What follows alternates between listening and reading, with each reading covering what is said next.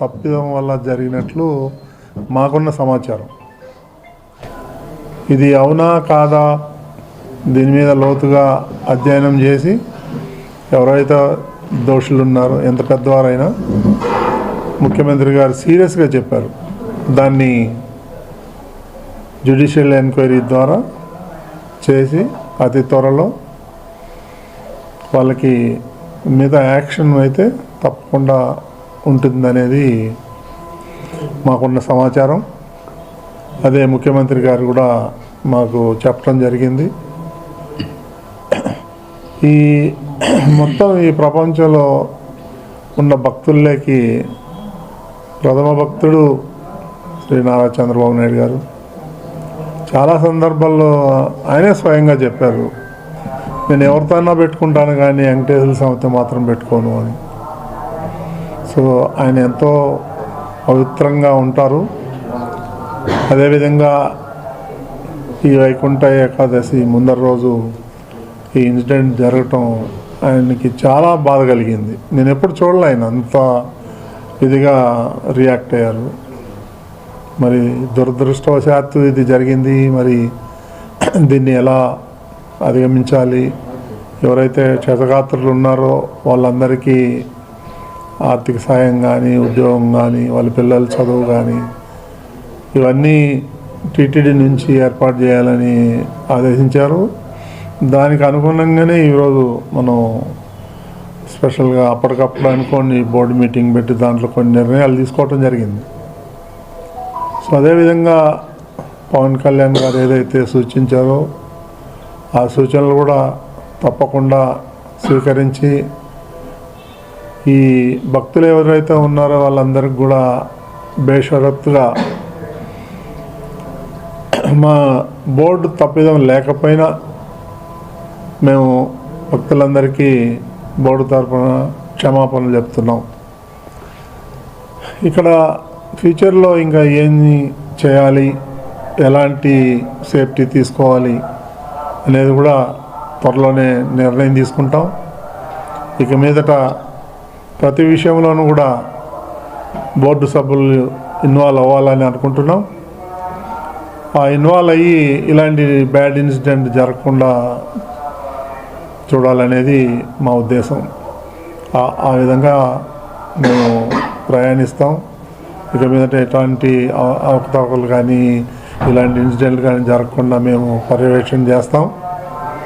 ఇప్పుడు జరిగిన దానికి చింతించడం తప్ప, ఈ సమయంలో వాళ్ళకి సహాయం చేయటం తప్ప మరి మనకి అంతకన్నా వేరే విధంగా చేయలేము.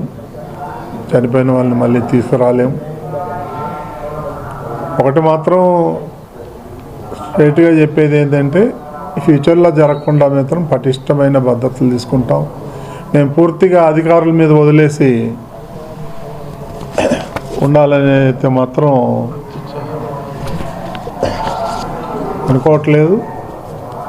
మేము కూడా పర్యవేక్షణ చేస్తాం.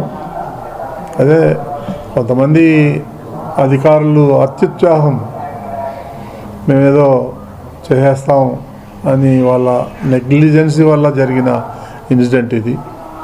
వాళ్ళు కూడా కావాలని చేశారని మేము అంటలేము. వాళ్ళ యొక్క నిర్లక్ష్యం వల్ల జరిగిన సంఘటన ఇది. సో దానికి ఎంతో మేమంతా కూడా బోర్డు తరఫున క్షమాపణలు చెప్తూ చింతిస్తున్నాం.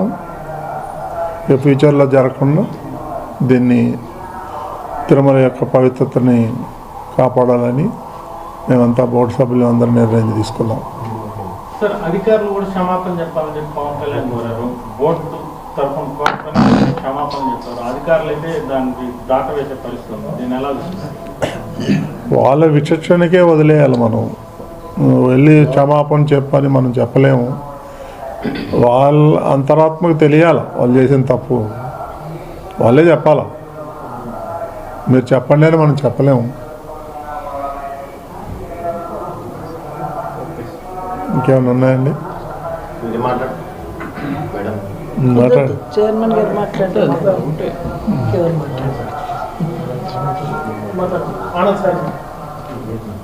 సాయిరా ఒక్క నిమిషం అండి మాట్లాడు. ప్రజల కోరిక మీరు మాట్లాడి ఇంకా మాట్లాడుకో వద్దా?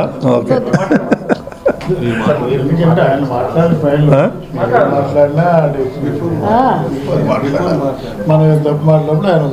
వాళ్ళు కట్ చేసి బిఫోర్ చేసుకుంటారులే.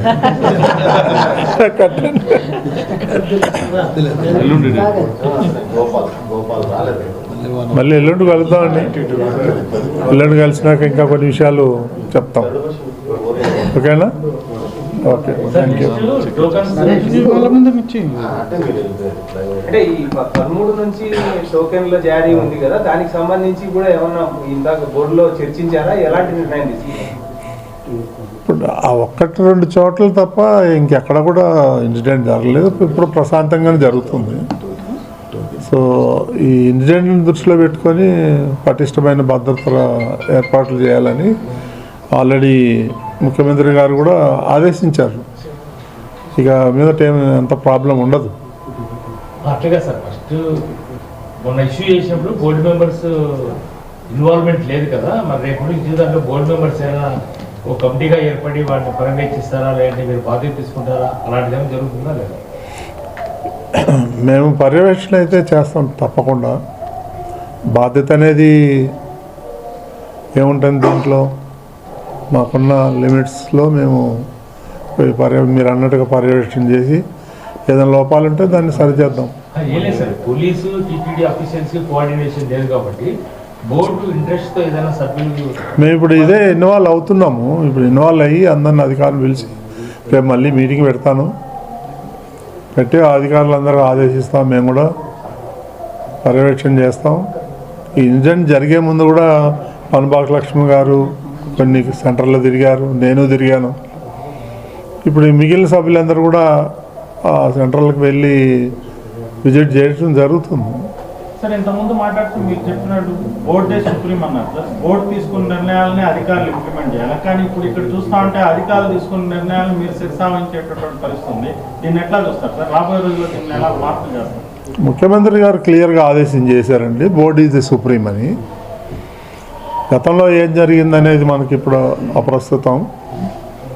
రాబోయే రోజుల్లో బోర్డు నిర్ణయాలని అధికారులు దాన్ని అమలు చేయాలి. క్లియర్గా సీఎం గారు ఇన్స్ట్రక్షన్ ఇచ్చారు ఆఫీసర్లు అందరి ముందర.